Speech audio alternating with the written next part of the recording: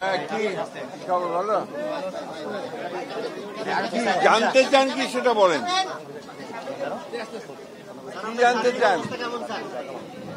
ভালো, আগের চেয়ে ভালো, এই তো নাকি?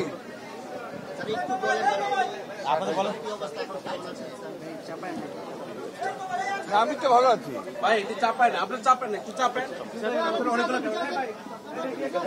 আপনাদের কোনো কোশ্চেন নাই? Thank you. বিভিন্ন রাজনৈতিক দলগুলো হচ্ছে পিয়ার পদ্ধতির দাবিতে আজকেও বেশ কয়েকটা মিছিল হয়েছে অন্যান্য রাজনৈতিক দলগুলো। এক্ষেত্রে স্যার অবস্থান কেমন বা এই মুহূর্তে? না, আমরা খুব পরিষ্কার করে তো বলেছি যে আমরা পিয়ার পদ্ধতি কোনো মতে মেনে নেব না। কারণ পিয়ার পদ্ধতি এই দেশের মানুষ ইউজ না, তারা বোঝেও না, তারা ঠিক মতো জানেও না। কোনোদিন এটা ইভিএম আজকে কতদিন চেষ্টা করে ইভিএম বাদ দিতে হয়েছে, আর পিয়ার পদ্ধতি তো আমরা ইউজ না কোনোদিন, এটা প্রশ্নই উঠতে পারে না।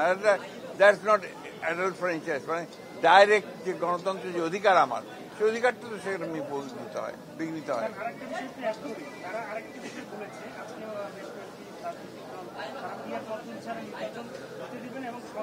সেগুলো তাদের ব্যাপার, সেগুলো তাদের ব্যাপার, তাদের দলের সিদ্ধান্তের ব্যাপার। কিন্তু বাংলাদেশের মানুষ এখন নির্বাচন চায়, এবং নির্বাচনই এখন একমাত্র উপায় যে বাংলাদেশকে যে সংকট আছে রাজনৈতিক এবং অর্থনৈতিক, সেই সংকট থেকে উদ্ধার করার একমাত্র পথ হচ্ছে নির্বাচন, এবং সেটা একটা অবাধ সুষ্ঠু নির্বাচন। একটা বিষয় হচ্ছে যে নির্বাচনে যে পিআর নিয়ে কথা বলছে, হতে দিবে না, সব মিলে এটাকে বিএনপির তরফ থেকে কিভাবে দেখছেন? এটা কি আসলে কোন রাজনৈতিক ষড়যন্ত্র কিনা বা সেটা? আমি তো সেটা আপনাকে আগেও বলেছি যে এটা আমরা বিশ্বাস করি যে আপনার পিআর পদ্ধতিতে জনগণের যে অধিকার সেটা পুরোপুরিভাবে আপনার প্রয়োগ করা হবে না, এবং সে বুঝবেও না যে সে কাকে আপনার ভোট দিচ্ছে না দিচ্ছে। এটা তো বাংলাদেশের মানুষের ইউজ না, সুতরাং এটা গ্রহণযোগ্য না। আর কিছু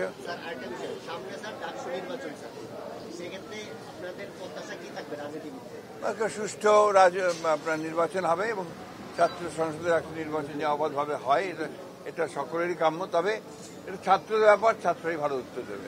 থ্যাংক ইউ। এই দেখি